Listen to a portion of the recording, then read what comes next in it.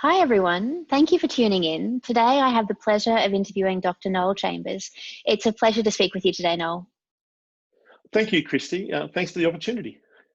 If I can just give you a little introduction before we get into some questions. Noel is the long-standing CEO of the National Foundation for Medical Research and Innovation, or NFMRI for short. Noel has extensive history in research, commercialisation and philanthropy, and these days he brings all of that expertise together at NFMRI to advance innovations in medical research that have a significant impact on the health of humans. The reason that NFMRI and their work is so important to me personally is that they are Cure4CF's partners in research. Now, I know that Cure4CF wants to fund game-changing cystic fibrosis research. How does a partnership with NFMRI help them to do that? Yeah, so Kristy, we focus on what we call research translation.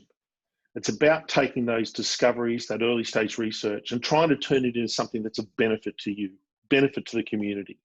That's what's important to us. But I do want to emphasize that the partnership is more than just about the research. We try to work with the communities and Cure for Cystic Fibrosis, and I know you've attended our conference last year. Indeed. So some of the other ambassadors, to try to work in that education space, to try to talk to people and let them know what it's about and what's going on, to align expectations, to advance communications like we did with the Channel 7 story on Mark Pellegrini's work last year. And we're really privileged because we're very selective. We're really privileged to be working with Cure for Cystic Fibrosis. Yeah, we're really excited about what you can bring to the table. I know that you mentioned the term translational research there. Could you tell me a little bit about how that differs from academic research and why the distinction would matter to people who donate their money to Cure4CF? Yeah, sure. Look, academic research is incredibly important, as is blue sky basic discovery research. At the end of the day, to be honest, without academic blue sky basic discovery research, there'd be nothing to translate. The problem is, or the challenge is once you've made those discoveries and once you're on the pathway, how do we keep that going to answer the specific questions, the research questions, and the non-research, requirements to get something to turn into something that can be used? At NFMRI, we focus on research that really leads to new innovations, new medicines, vaccines, diagnostics, devices, and the like. So we're trying to find research that's specific to your disease, in this case, cystic fibrosis, that meets the requirements and the potential for translation. And then we try to address the specific research questions that traditional academic funding, the traditional funding, is hard to come by and doesn't really always support. It's not a priority in some business models to support translation. I mean, some of the questions that are important in translation are not the questions that are highly interesting to journals, the scientific literature. Lots of the scientific literature is more about, will it work, will it work, will it work? And sometimes in translation, you have to be able to attract those next step partners, those partners with very deep pockets, those partners with the expertise and knowledge to help take that translation through the next phases. But asking questions, the will it fail questions, they're often not that interesting to journals, but they're critical in being able to attract those next step partners and critical to being able to get clinical trials to occur. So we focus on the translational aspects. We focus on the research questions that are critical to help translation, even though they may not be as interesting to getting your next sexy headline in Nature. So if you think of the word translation as, I guess, liken it to translating something from English into Spanish. You're looking at translating something from an idea through all the steps it would have to go through, even the ones that aren't very glamorous, that would get it into the hands of someone who needs that treatment or that device. Absolutely. And I think you summed it up very well there. So we also look at what other funding is available. So we know there's funding available for some of those things that are a bit more glamorous. And we try to work with those other funding systems. We can't do all this on our own, and neither can Cure4CF, and neither can the government. We require those other partners, and in these cases, it's often industry and venture capital. It's other people with expertise and other dollars along the pathway. We've got to be able to get them engaged and involved. So making And decisions sometimes, about investing in the right projects at the right time, it yep. sounds like there's a lot of different considerations that you would be making before you invested wisely in research projects. So, and I know that part of doing that is that you use a research advisory committee. Can you tell me Yep. what their specific role is? Yeah, sure. Look, the Research Advisory Committee is critical, and we're very lucky to have the people on our committee, which you can see on our website who they are. The simple way to think of it, though, is that we review them through 4 lenses. So if you think about the traditional academic lens, the academic researcher who might, have an interest in translation in their field, they're used to the paradigms of academia where funding normally exists, the business models with which they're employed and alike. We also include another lens, which we call the translational science lens. So they're the people still generally in academia or have been in academia who have actually taken their discovery and attracted that next step partner, moved it out of academia into either commercial or clinical trial stages, which are compliant to getting things through the regulators like the FDA and the TGA.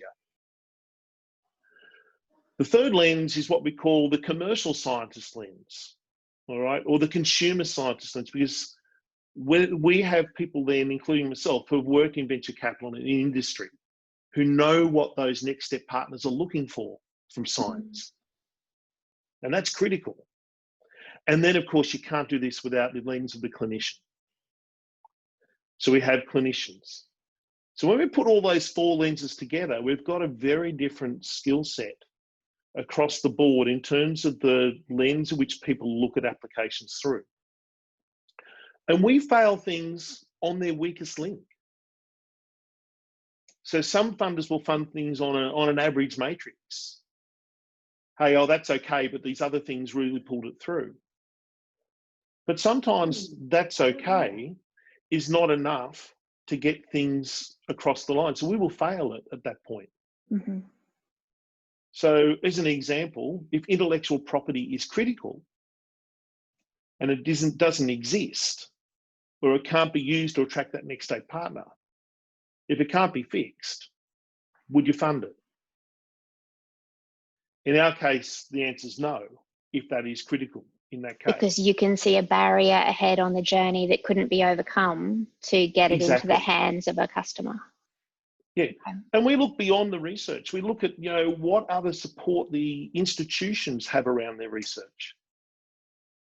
So if the institution within where the research is occurring doesn't have the resources, capability, culture, and other things to help get those next step partners on board, that could be another barrier.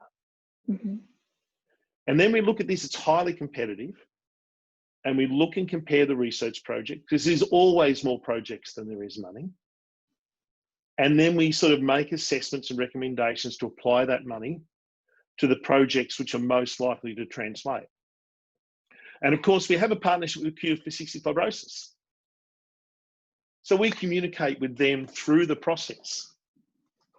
So Cure for Cystic Fibrosis does their job with their supporters and their fundraisers of fundraising money that's very clearly intended for a sole focus on research that changes lives of people with CF. They bring that money to you, and then your job is to make sure that it's invested wisely in ways that see results. Absolutely. They're social investments. So social investments, we're looking for social outcomes. You're absolutely correct. But it's a partnership. So we get our partners involved. So Cure4CF Fibrosis are kept informed on the way, can make comments on the way, and normally, in fact, I don't think they've ever missed out at Cure4CF Fibrosis, have had observers invited to attend some of our those meetings. So they can literally see what's going on. They can see the oversight of what's going on. Yeah. They can, and so they should. Yeah. So they should. I know that for many people who fundraise for cystic fibrosis research, they have a very personal involvement. They want to see results. They want to see results quickly because they know that those results are going to help their families and their friends.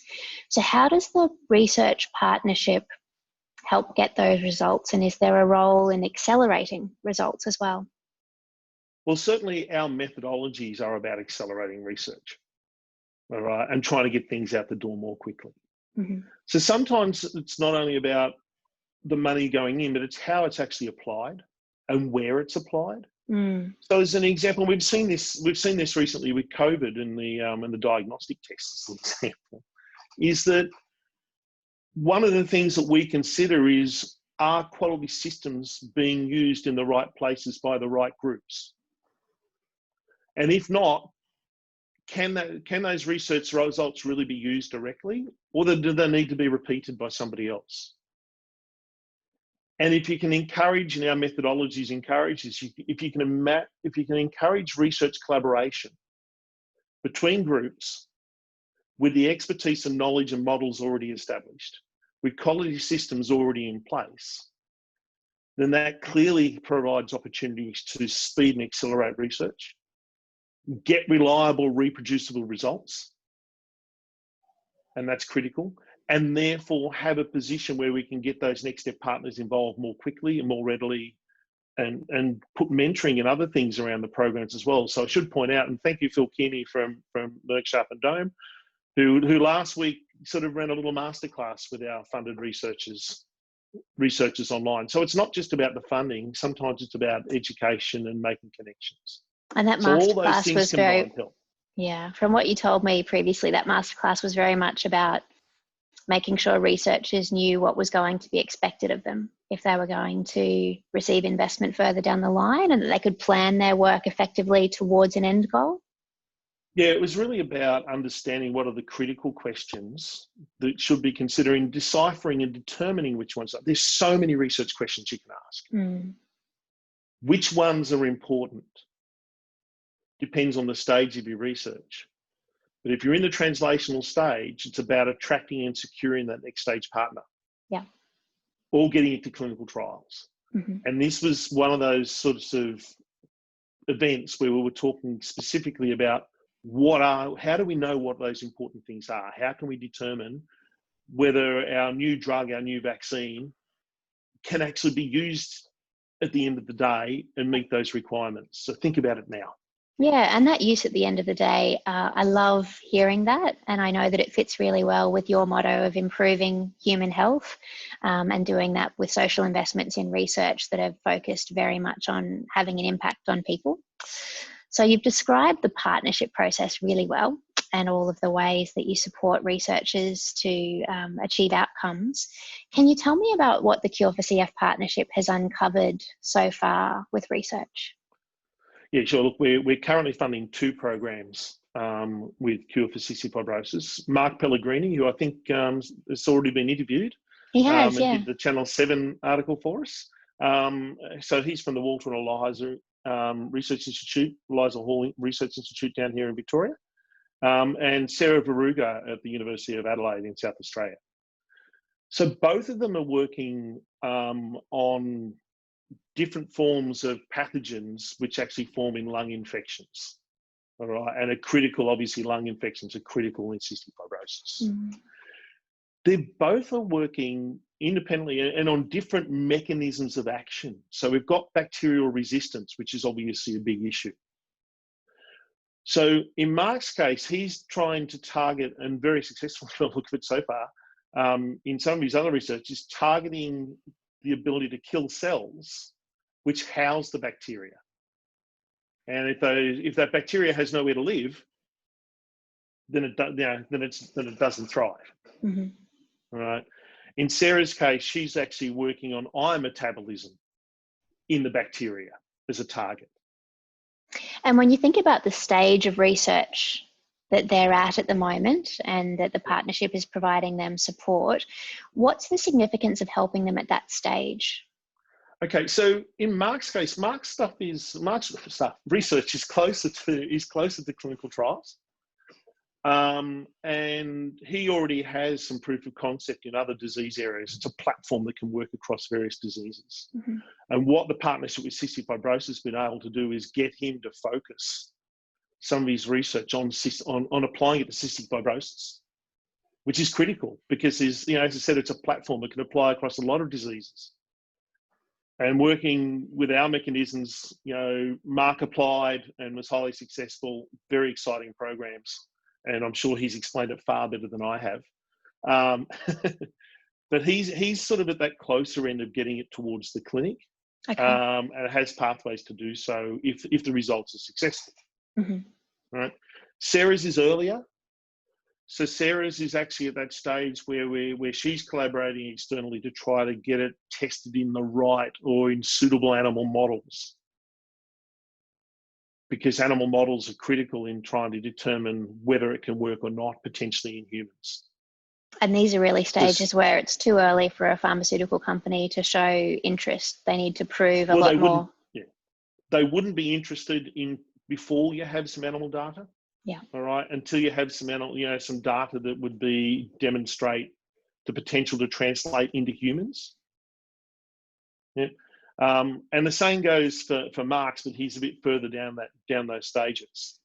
And also because it's a platform, has some other connections and links and research, which provides extra confidence in the potential for Mark. Now remember, research is always risky. Research always has the ability to fail.